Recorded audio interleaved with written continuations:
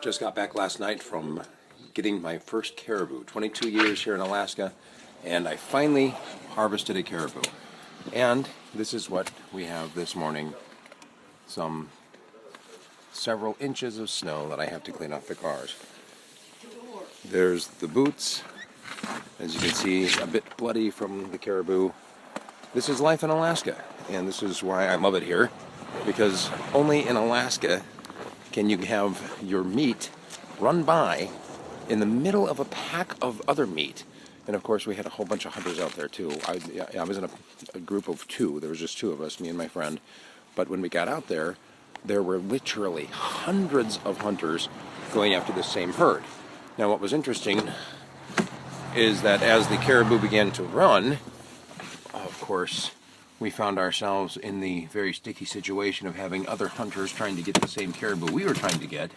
And as the herd kept going back and forth, of course, hunters taking shots, not always as safely as they should have.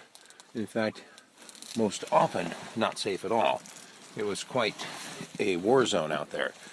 And as you can see right now, I am looking for a brush to brush off the trucks.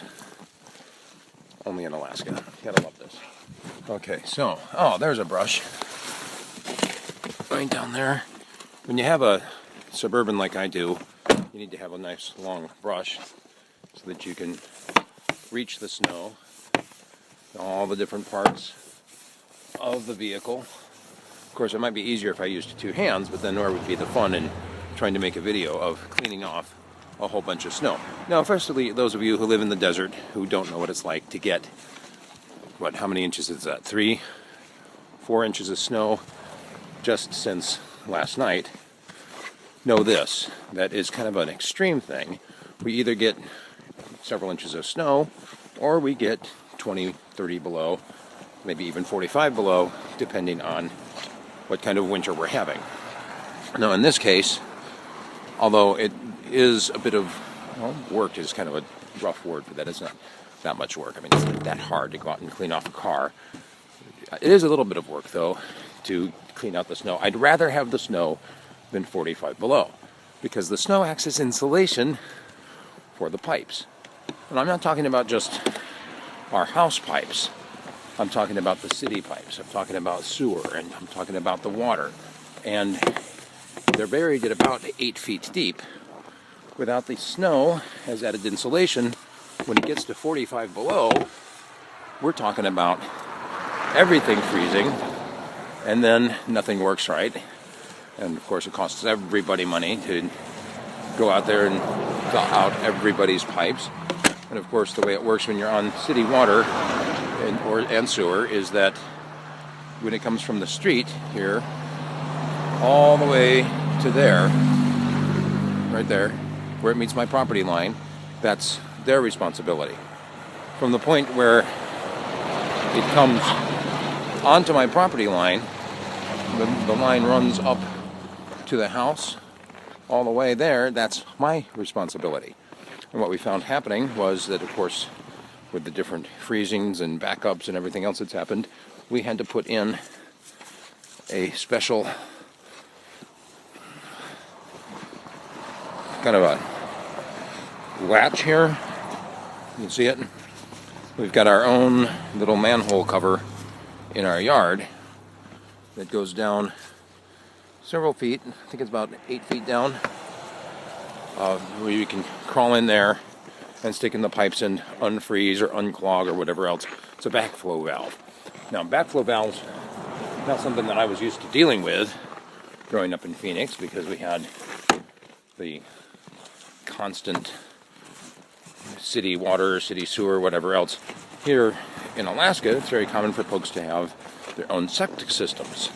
And I learned a lot about more self-sufficient ways of doing things than simply being dependent on city water or sewer system or whatever else.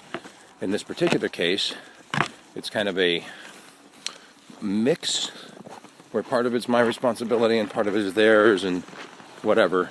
But I guess the point I'm trying to make is this, that I would rather have the extra snow because it means less work later in trying to get the pipe unclosed.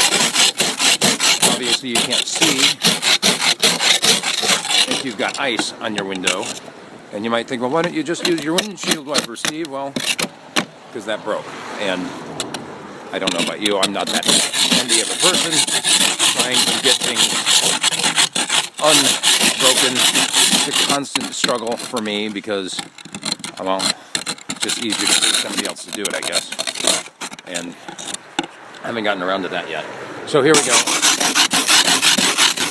scraping off enough ice to be able to see out the back. That should do it. Now, obviously you can make it as clear as you'd like to, but we'd like to go sometime sooner rather than later, and therefore we're just going to make enough for us to see, and the heat in the car will take care of the rest once the car's been running for a few minutes. Now, one other thing we have to do here in Alaska, which you don't have to do in Arizona where I grew up, is clear off the license plate. Because if you're out driving around with snow on your license plate, you can get pulled over and be issued a ticket for not having a clear license plate. So that's just one of those many things. Now, remember how I said that I had gone caribou hunting, and one of the joys of that was being able to use my snow machine for the first time. Of course, we had it under a cover before we left, brought it back last night, and the cover was still over at my friend's house. So when I got home after dropping off the snow machine, as you can see there, maybe, there it is, it's got several inches of snow on it as well.